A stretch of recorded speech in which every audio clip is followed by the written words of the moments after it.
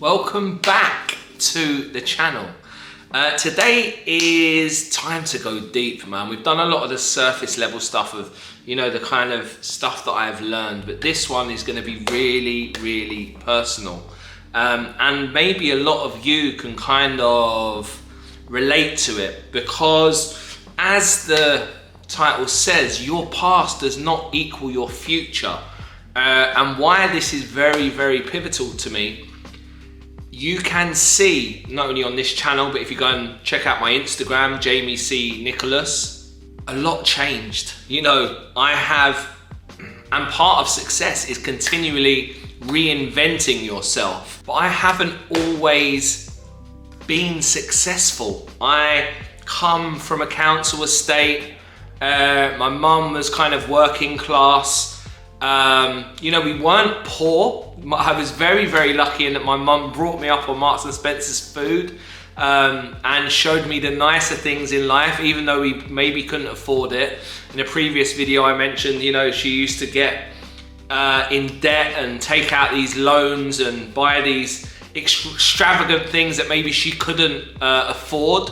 And she was continually doing that. But it hasn't always been roses. I haven't always been successful. This person I have created, I have had to build over a period of time. Nobody wakes up successful. It is something that you build. You continually reinvent yourself. A little bit like Madonna. If anyone's seen what she looks like, I'm not going to criticize Madonna. She's lovely. I've met her a few times in a Kabbalah center, in fact. But I was a C to F student. I wasn't very studious. I wouldn't say I hated school. I enjoyed the social aspect of school. I loved being the class clown. I loved to entertain myself. Me and my best friend, Kim Bond, we used to just terrorize other students in secondary school. I used to buy rubbers literally just to bite into little bits and throw at people. We used to put Bunsen burners in people's bags. We used to put science pegs on people because we wore blazers. We used to put them in people's pockets. We used to do all sorts of crazy stuff. I was literally there just to entertain myself. And the message was clear from every single one of my teachers was, has amazing potential but is lazy, doesn't apply himself. And sure enough, that's, anything that I'm interested in, I become obsessed about. And, I pride myself on my research skills, and that's what I urge anyone to do. And I've mentioned in a previous video, if you want to get into online businesses, research them first. Get into Facebook groups, watch YouTube videos like this, get to know the people that you maybe potentially want to work with. And that's what I was always good at, whether it be running shoes, whether it be Rolex watches, whether it be cameras, whether it be a drone I'm looking at the moment. I will go deep. And I've worked out this thing that the same way I have applied myself in social media marketing, if Facebook, Instagram, Google and YouTube and TikTok stopped advertising tomorrow, I know that I could apply that same work ethic to another niche or another genre, whether it be Forex, whether it be crypto, whether it be drop shipping. I know that I would be able to fail until I succeed. And that's all you do. Because I have now learned over continual risk taking that it always pays off. You never ever lose. I've never ever made an investment it be a complete waste of time. I know that I would be able to apply myself in another area. So when I was at school, it's just I wasn't the things that I was interested in, art and English, I got a C in. The rest were D to F, so I literally couldn't care less about the rest of them. Art and design, for example, but again, I don't like the details. I don't like the measurements and the angles and, maths. Who's ever done algebra? Not only did I grow up on a council estate, I then, started selling drugs. My life was a mess between 2002, 2003. When did I lose my job at Marks and Spencer's? So I used to work at Marks and Spencer's as a retail assistant, and I, discovered selling drugs. I was doing it, I kind of started to dabble, I think in 98 maybe. after I discovered Oasis and discovered what the white line was, I very quickly worked out that I could have my nights out paid for me. So again, it was that, that ingenuity of, if I can get away with it and there's enough other people taking drugs, then I can, buy it in bulk and then distribute everybody else's, and that money pays for my night out and I get to take drugs for free, And I did that until it kind of got out of hand. It got to the point I was earning more money down the pub on a Friday and Saturday night than I was at my job at Marks and Spencer's. And of course, then you start to take your day-to-day job for granted. It got to the point they gave up trying to get me to work on a weekend, because if they made me work on a weekend, I would go into work still having been up from the night before. So, whatever state that your life is in at the moment, I'm here to say that things can get better. And I live by this quote: it is never too late to be who you might have been. Meaning that at any point you can decide, I don't want to do this anymore. I did it with drugs. I did it with my marriage. I did it where I was, where I was living, and I decided then to move into a nicer area. Not that I didn't like it, I loved where I lived previously, but as I say, this is really about growing into this next version of me. But yeah, I was up 2 days, in bed for 2 days, up for 2 days, in bed for 2 days. If anyone, drinks or takes drugs will know that the hangovers and the come downs are horrendous. Once you've taken drugs, you feel a low that you've never felt before when you haven't taken drugs. So if anyone has ever, taken cocaine, I wouldn't advise it, man. It is terrible. And you probably may think like your kids may see this, and I'm very, very vocal about my past, and we make a joke of it. And kids are gonna find their own way regardless. Who am I to of course I will tell and show them the pitfalls, etc., etc. They now have, any of my kids who want to make money, they can come into my business and make 4 to 6K as an appointment setter fairly effortlessly. But at this time, they're not interested in that. But yeah, you wherever you came from, you don't have to live there, emotionally and mentally. For you to escape that thing and for a long time, that's what I didn't like about my marriage, was that person met, that's who I was always treated as. So whenever I was trying to escape that person and grow into another version of me, I was always reminded, oh, this is who you are. And I'm like, well, I'm not that person anymore.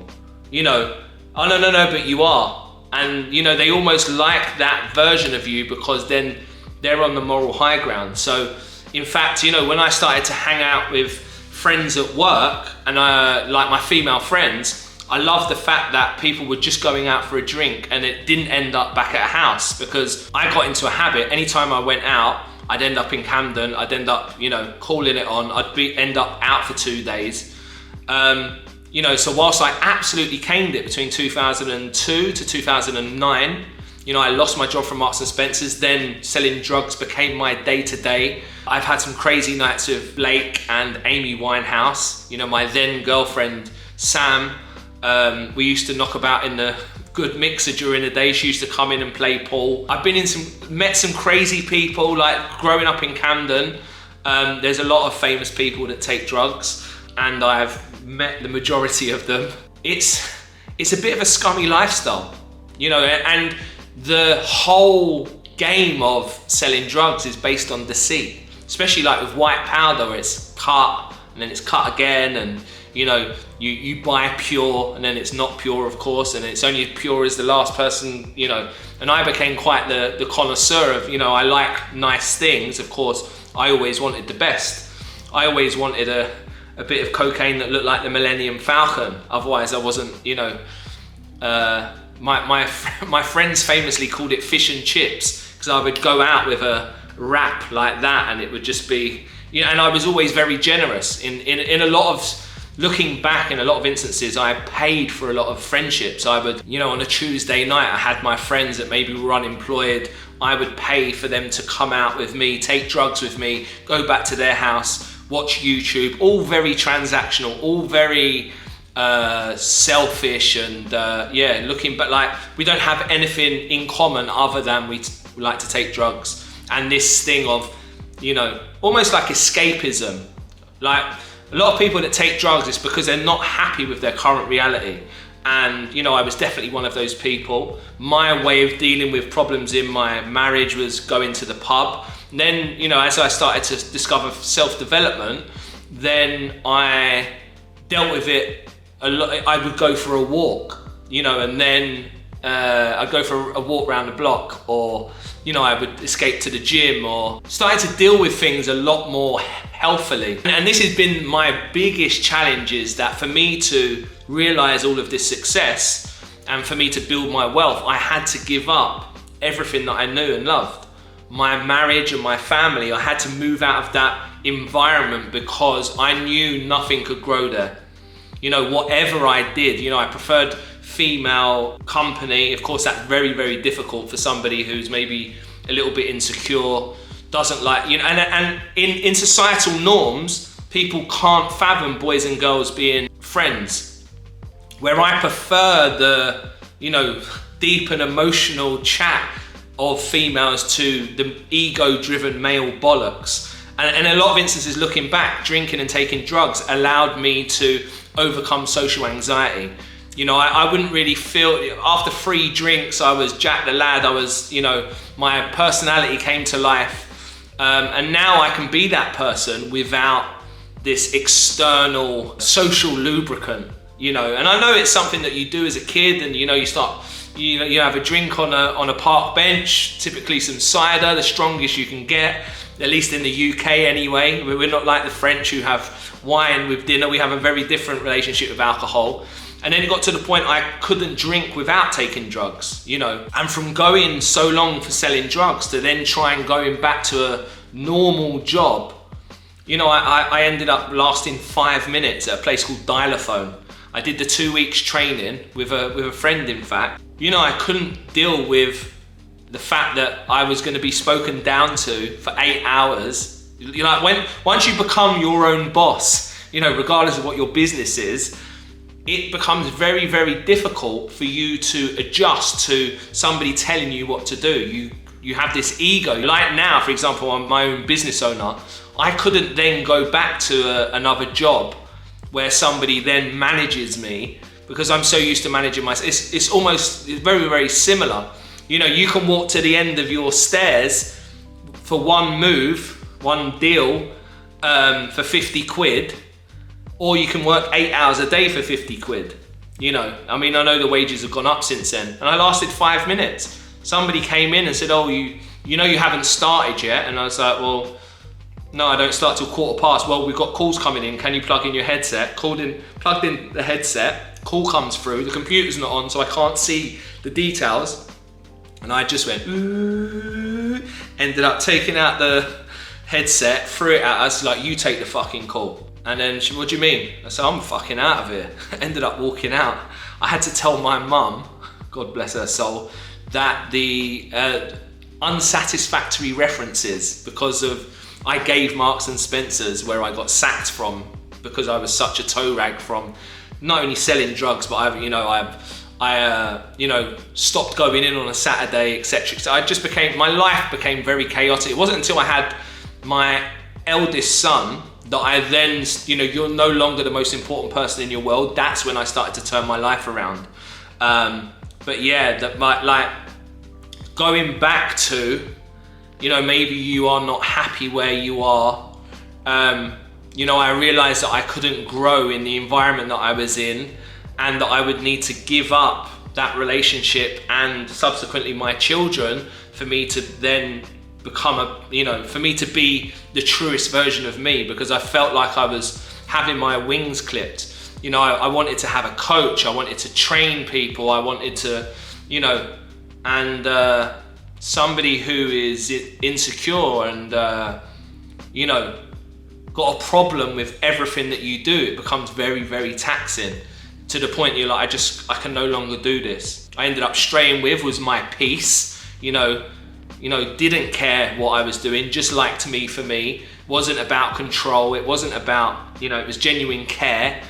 And, this was all brand new to me. I kind of felt 16 again. I had this new lease of life, and realized I almost had like therapy sessions by talking about everything that was going on.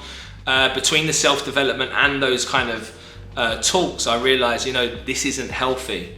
I remember reading Good Vibes, Good Life by Vex King.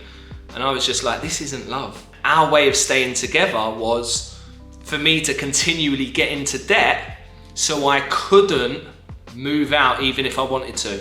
Because I had these enormous payments that went out every, about £800, it became impossible for me to pay rent.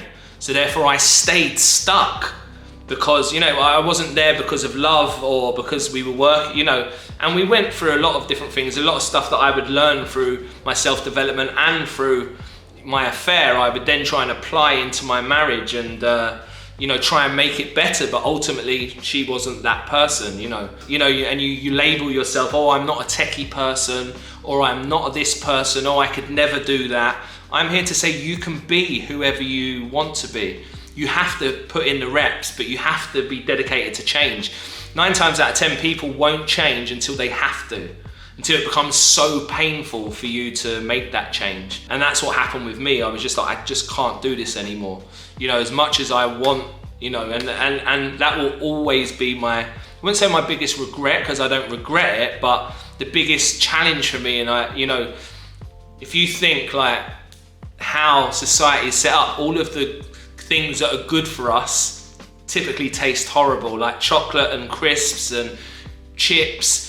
All of the stuff that tastes amazing is bad for us, and I was faced with this dilemma of, you go and live your best life and you become the greatest version of you, but you have to give up your marriage and your kids and your family. And I urge anybody, you have to pick you. You have to prioritize your happiness, even if that means, I wouldn't say hurting others, but even if it means like in the short term, sacrificing somebody else for you to then get to a point where you're in a much better position. I urge my kids want to come 50-50 now, and that isn't quite happening, but creating the right environment for them to want to come. As they get older and as they get more independent, naturally they're going to want to come and earn money. Naturally they're going to want to come and hang out at a nice place. It's about, it's my goal and my why is, so my autistic son, by the time he leaves school, he doesn't have to work unless he wants to. It's for him to be, for not only for me to be financially free, but him too. So he can focus on doing things that he really enjoys. And that's what I love about the online world. I'm able to do that now because I'm in a situation where I have a cash flowing business. I've got great clients. I've learned how to build wealth. I've learned how to build a business that doesn't involve me taking calls, building ads. I'm just the face of the brand, where I've got a whole team doing the rest of it, where you remove yourself from the business. I typically work, you're never not working, you've always got your eyes and your ears on the business. However, you're not building all the ads, you're not having all the client calls, you can build a team to do all of that. But yeah, this is just to say, look, I've not had the worst life, but I've not had the best life either. And where I am now is down to the choices that I made. And you can make those choices too, but it does decide with making that choice and deciding that 1, you want and deserve more. 2, you are not a tree. If you need to move out of your current environment, or you need to leave that dead-end job, or you need to give up those deadbeat mates that are keeping you stuck, or you need to move out of that environment. You need to do, I know it's very, very tough, but you have to build up your self-esteem and your resilience, and you have to prioritize you get one life, allegedly, depending on, what spirituality or religion you believe in, but like one that you're going to remember. It's like you've got 2 choices. Are you gonna, if you continue on your life's current trajectory and you get to 75 years of age, are you going to look back on your current life's trajectory and feel like that you you're happy and you're satisfied, or are you going to look back with regret? And if it's the latter, I'm here to say, like, it's never too late to be who you might have been. So I know that was a little bit deep, but it needs to be said. And as I keep saying on my channel, is that if I can do this, so can you. If I can do this, so can you. If all of the other people you see online can do it, so can you. You just have to learn what they know. You have to start stacking wins. You have to start building your resilience. You have to start putting yourself first. By doing the Miracle Morning, for example, I spend those 2, 3, 4, 5, sometimes 6 hours from 4 a.m. to 11 a.m. purely on me. So then I can get me right, me feeling great, and then that translates into the rest of my life. But thank you so much for the time that you took to watch this. Please like, comment, and subscribe. If there's anything that you want me to cover, leave it in the comments below, and I'll see you on the next one. Ciao for now.